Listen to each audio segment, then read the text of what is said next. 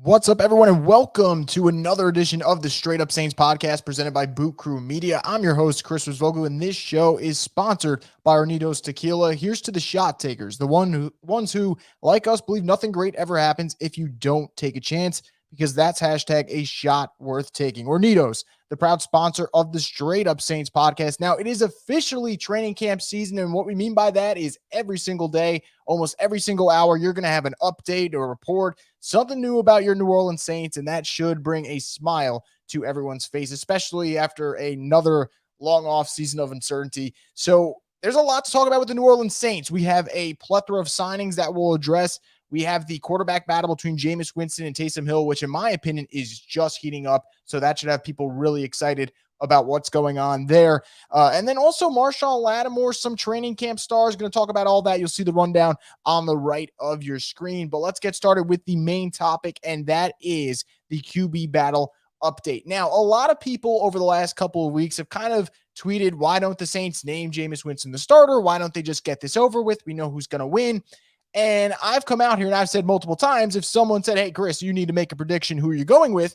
I would go with Jameis Winston if I had to make a prediction. However, I've also said many times it would kind of be foolish to call it early, because these are two guys who obviously have their sets of flaws and they need a chance to both show that they've learned from their mistakes, and only time will tell if they have. But so far, from what you're hearing, what you're seeing on training camp, I think you're seeing a couple of the same mistakes for Taysom Hill, but also him learning from some of his mistakes, and I'll get to that in a second. And as for Jameis Winston, you're actually seeing a guy who's more willing to take the check down. More on him also, because I think that is a very important part to what the Saints can be if Jameis Winston gets a little bit more conservative with the way he plays the quarterback position. But the reason I tell everyone to be a little bit more, I would say, patient with this training camp battle at the quarterback position is the fact that if you set an expectation, it could be disappointing. If you go in and think Jameis Winston's a starter or Taysom Hill's a starter and it goes the other way, man, you're probably not going to enjoy this season. You're definitely not going to enjoy the season opener, and you're going to be bummed out. So I think you have to go in with a clear mind. You have to understand that Jameis Winston has to prove that he can take care of the football, and Taysom Hill has to prove that, one, he stops the fumbles, and two, he can make quicker decisions. And whoever shows that they've learned from their mistakes will probably end up winning this battle. So I think it's really cool. And the one thing I've loved so far is we're hearing great news about Jameis. We're also hearing sometimes that Taysom's being better in the screen game, which is something that I said he struggles a lot and does get me nervous. So if he can get better with his timing with guys like Alvin Kamara, that will help his chances. As for Jameis Winston, you know the arm talent's there. We know the man can sling it, and he's one of those quarterbacks when he throws it, it just all looks so natural. He really is one of the, I would say, prettiest throwers of the football, if I had to put it in those terms. So there's a lot to like about Jameis Winston, and without further ado, I kind of want to talk about what Jameis Winston's done, especially this Monday. It's coming out, whether it's your favorite reporters like Nick Underhill, John Hendricks, doesn't matter who it is, they all said Jameis Winston had his best practice of training camp thus far, and arguably, and probably realistically, his best practice as a member of the New Orleans Saints. Because remember, guys, Jameis Winston's getting more reps now than he did all of last year, because one, we knew Drew Brees was going to be the starter, and two, it was his first year. You missed a lot of the offseason workout programs, so he kind of got eased into the Sean Payton offense. So Jameis had his best practice, and the thing that really stood out to me is everyone saying that he did well in all three phases of the passing attack, whether it's intermediate, whether it's your short game, whether it's the vertical attack and attacking the defense on a long pass. That's something that we know Jameis Winston can do. That's apparently something that he did in this past practice. And with Jameis, you could just tell, whether it's him speaking to the media, whether it's teammates speaking about him, there's a lot of energy with Jameis Winston. So you can't help but be excited when you hear good things about what he does on the football field, because we all know when he's talking on the mic, when he's commanding your attention, he really is a guy that you can root for in that regard. So I'm really intrigued to see that. But the one thing that stands out to me, and it was something we didn't even see on Monday, we saw, I believe it was either Saturday or Friday, was the fact that Jameis Winston is more, I would say, accepting of the check down pass. And I know that's not the sexy play. That's not the play that you're going to go see SportsCenter put out, or you're going to see it on NFL Network. That's not the one that you're going to run back after a Saints victory and say, oh, I can't wait to see this check down that Jameis Winston had. But sometimes the check down's the right move. And I remember very clear when Teddy Bridgewater was the New Orleans Saints starting quarterback, he said Drew Brees told him completions are good. Well, it seems like Jameis Winston has kind of taken on that same philosophy that was probably passed down from Drew Brees. And if Jameis Winston can find that mix between being the guy that wants to attack the seams, but also being the guy that takes what the defense gives you, that can make the Saints offense pretty scary, guys. And remember, this is a team that is going to be without Michael Thomas for the first month of the season. They're going to need all the offensive firepower they can get. And that probably means, in terms of offensive firepower, the ideal scenario is probably with a Jameis Winston at quarterback, making the right plays, and then Taysom Hill sprinkled in there as a Swiss Army knife because we know he thrives in that role. But again, it's too early to call this camp battle, and I think it's only heating up, and we'll see what's happening. And although he's not going to win the camp battle, I also want to give a quick shout-out to Ian Book because that is someone who people like myself were very confused by the pick. We questioned the pick, whether he was worth that fourth-round pick, whether the Saints should have even drafted a quarterback. So far, it seems like Ian Book is a little bit better than we thought and a little bit ahead of schedule. And who knows, maybe a year from now, 2 years from now, maybe the Saints found something. Obviously too early to tell, but it seems like all three, and heck, you want to throw Trevor Siemian in there, 4 quarterbacks came to play at camp. So if you're a Saints fan, which you guys are if you're listening, you have to be very encouraged with what we're seeing so far. Now, I want to get to the Devonta Freeman signing because, man, that was something that was, 1, unexpected, but 2, something that was really, really controversial on Twitter because when it came out that the Saints signed former Atlanta Falcons / former New York Giants running back Devonta Freeman, I remember Twitter was just going nuts and they weren't pleased with the signing. And I bet there's still some of you Saints fans who are still sitting here right now saying, why the hell did we sign Devonta Freeman? Well, there's a lot of reasons, and I'll get to that in just a bit. But for me personally, and I've tweeted it multiple times already, I know I've gotten some pushback. I actually like the signing because guys like Devonta Freeman, who you bring in the building, first off, they're not costing you much. So it's barely affecting the cap because remember, only the top 51 contracts count. And 2, you're kind of just taking them in to see if there's any gas left in the tank. And if there is, great. You can use them for the regular season.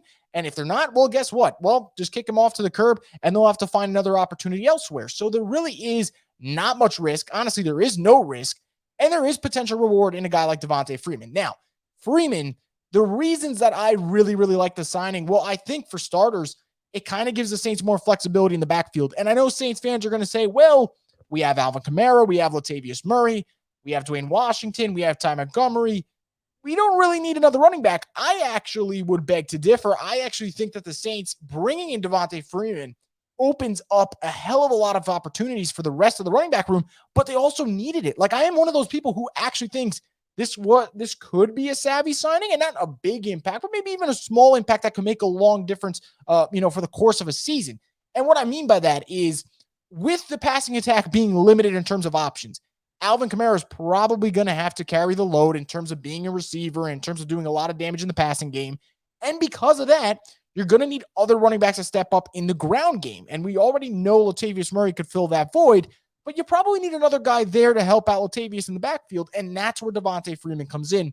I think Freeman, again, you're not going to go look at his New York Giants numbers and say, wow, 3.2 yards per carry. That is incredible. It's not. It's pedestrian. However, that is in a Jason Garrett offense that has about no funk to it. I mean, the Jason Garrett offense is pretty bland, to say the least. And the Giants' offensive line is not moving people around the way the Saints' offensive line does, nor is their run scheme as advanced. So there are reasons why he struggled. However, there wasn't much opportunity there anyway in New York. So I think Freeman at age 29, I still think has a little bit gas left in the tank. Maybe it's not a lot, but it's enough to squeeze out one season as a role player. I think the Saints can do that. But also, not only does it allow Kamara to open up his role, it lets the Saints kind of push Ty Montgomery strictly in a receiver. And when you do that, well, guess what? If Ty Montgomery is going to be focusing as a receiver, an opening is there at running back. Now Devonta Freeman fills that void. So I'm very intrigued with this signing. I don't think it's going to, in 2 months from now, we're going to look at it and be like, holy crap, thank God the Saints signed Devonta Freeman. But I bet there'll be a play here and there if he does make the roster that he'll be able to have an impact. And I know some people are worried and saying, well, what happens if he takes Latavius Murray's snaps? My take on this is, what if Alvin Kamara is used more as that, obviously what he's always been, that flex as a running back receiver, and someone needs to take a couple of carries from a Kamara or maybe a carry or two from a Latavius Murray. And even if it's 5 carries, if Freeman could give you something with those 5 carries, again, that is another playmaker in an offense that's going to need them. So again, there's no risk for me here. I think there is potential reward for this Saints signing. And heck, if you hated Freeman as a Saints fan because he was on the Falcons, he did a lot today in his initial press conference to kind of make up for that rivalry. And it started off by him saying it's a dream come true to play for the Saints because he grew up a Saints fan. And when I hear players like that talk about this franchise in such a great manner, it kind of shows you, one, the growth that the Saints have had, and two, it shows how well run they are, and the fact that players, whether it is a former player, a current player, an opposing player, they're not going to trash you. They're just not going to. They think about that franchise in very high regard. So that was obviously encouraging. But the one quote that really stuck out with people, Devonta Freeman basically saying that every time the Falcons played the Saints, that was the Falcons Super Bowl, other than the Super Bowl that they blew the 28-3 loss, which I'm sure you guys have not forgotten. So I like the Devonta Freeman signing. You guys don't have to like the Devonta Freeman signing, but I think, again, there is not much risk to it. Now, how about the Saints cornerback room? You want to talk about panicking? You want to talk about worry? There is no position group more concerning for a Saints fan right now than the cornerback position. And look, the Saints got their cornerback one in Marshon Lattimore, and I'll talk about him at the end of the show and why I think he is bound for a really good season. But, man, across from Marshon Lattimore, it's a bunch of question marks. Paulson Adebo, well, it's too early to tell what's going on with the rookie cornerback from Stanford. Sure, Patrick Robinson's had his moments, but Patrick Robinson's also on the older side of the spectrum, and he's been getting injured of late, so that's kind of a question mark. PJ Williams is really at his best when he is a slot corner or a safety, so I don't know if outside corner is exactly going to make Saints fans excited. I know it doesn't make me excited, so I can only imagine it doesn't for you guys. And then other options like a Brian Poole, like a CD Deuce, a.k.a. CJ Gardner-Johnson, those are really nickel corners. And those are guys that you're not going to kick to the outside because they excel at being that slot cornerback. So why take them out of something they're really good at? And by really good, I mean two of the best slot corners in the league. Why take them out of that role and stick them in outside corner? So outside cornerback is a worry. What did the Saints do to kind of, I guess, address that issue? Well, they signed Prince Amukamara, and I think it was Kavari Russell.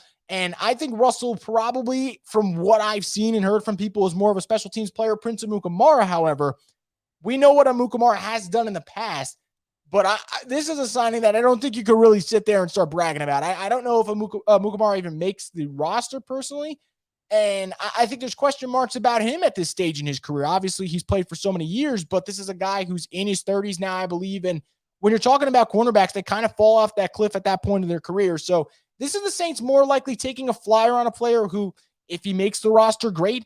If not, all right. But even if he does make the roster, unless Prince just balls out of nowhere, guess what? The cornerback 2 spot is still a concern. And the options are kind of dwindling. I know people wanted Steven Nelson. Well, he signed with the Philadelphia Eagles. I know people wanted Richard Sherman. Well, he has legal issues to kind of sort out right now. So football is the least of his concerns. And then Dre Kirkpatrick's been linked. Gary Conley's been linked. But these are guys who, one, Kirkpatrick met with the team over a month ago at this point. And two, Conley, that is just speculation of the Saints-Ohio State connection. There is no definitive report that will come out and say that the Saints have been looking at Gary Conley. That's more so us speculating and not actually knowing what might happen with that group. So the Saints cornerback room continues to be a concern. It will be an even bigger concern if and when Marshon Lattimore gets suspended, because then you have 2 cornerbacks that you got to figure out. And man, you don't got 1 cornerback. You don't got 2. Oh my God. Like, not having 1 cornerback alone in the NFL, and Saints fans, you know better than anyone, that is a problem. Now imagine your starting corners are both question marks. Then you're entering scary territory. So let's just wait until we see if this Lattimore situation even gets sorted out for this season, because right now that's still kind of up in the air. But this cornerback room is a concern, and I don't think any of the signings the Saints have made have really figured anything out. I think these are more so camp bodies than anything else. Now, that brings me to kind of a sub-question of this cornerback room, and something that a lot of people hit me up and talked about over the weekend, and we had some fun debate on Twitter about it. Why haven't the Saints traded for Xavien Howard? Well, for starters, it takes 2 to tango, and I think you guys all know that, and I don't think that this Xavien Howard trade is something that would just happen overnight. This is going to take a while. This is an elite corner coming off the best season of his career who still has a lot of money on his current contract. It's not like he's getting paid a crappy salary. He is making a good amount of money for next season, even if he doesn't get a new deal. But one, the Dolphins haven't shown any really willingness to trade him. And two, are the Saints, and this is the most important question, are the Saints a team as currently constructed a cornerback away from being a Super Bowl contender? I can't tell you that is a yes. I wish I could, guys, but there are also questions at receiver, questions at quarterback, questions at linebacker. So the Saints are not, maybe 2-3 years ago, even a year ago, a cornerback away from winning a Super Bowl, sure. But now you look at this team, I can't tell you that they are Xavien Howard trade away from winning a Super Bowl. Why is that important? Well, if the Saints trade, let's say, a first-round pick for Xavien Howard, while their cornerback room would be stacked, their secondary would be one of the best in the league, and the Saints defense would, in my opinion, be a top 10 unit in the National Football League, I don't know if that could come back to haunt them, because what if they need that first-round pick for a trade-up scenario, for a quarterback? Who knows? I think there's just so much uncertainty that, look, I know I'm with you guys. I would love to know who is that definitive second cornerback for the whole 2021 season. I would love to know the answer, just like you guys. But unfortunately, we're still kind of left in the dark in this situation, and there is no definitive answer on this roster. So until that gets sorted out, that will be the position group that I get a little bit scared about. Now, before I talk about Marshon Lattimore, why I kind of think he's primed for a really big season, I kind of briefly want to talk about 4 players who I think have shown a good amount of potential in training camp. And if that turns into regular season success, that will absolutely help the Saints with their outlook, their projection for win-loss record, and all that good stuff. So the first player is someone who will probably get suspended. It's DeAndre Harris. Now, his suspension, looking at the history of the NFL, you're probably looking about a 2-game absence. So not a crazy tough pill to swallow. Obviously unfortunate, though, because DeAndre Harris is a player in training camp right now who looks really shifty, looks really good in his one-on-ones, and is a type of player who we've seen, like the wild card weekend game against the Bears, he can make plays as a receiver. I tweeted it out on Saturday that I got a feeling that DeAndre Harris is going to make a lot of big-time plays at the wide receiver position. I know kind of people were like, well, duh, he's a wide receiver.